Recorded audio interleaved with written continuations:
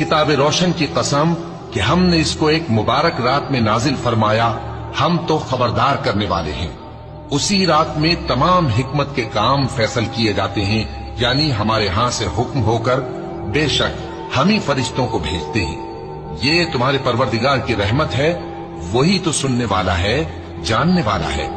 आसमानों और जमीन और जो कुछ इन दोनों में है सबका मालिक, बशर्ते कि तुम लोग यकीन करने वाले हो। उसके सिवा कोई माबूद नहीं। वही जिंदगी देता है और वही मौत देता है।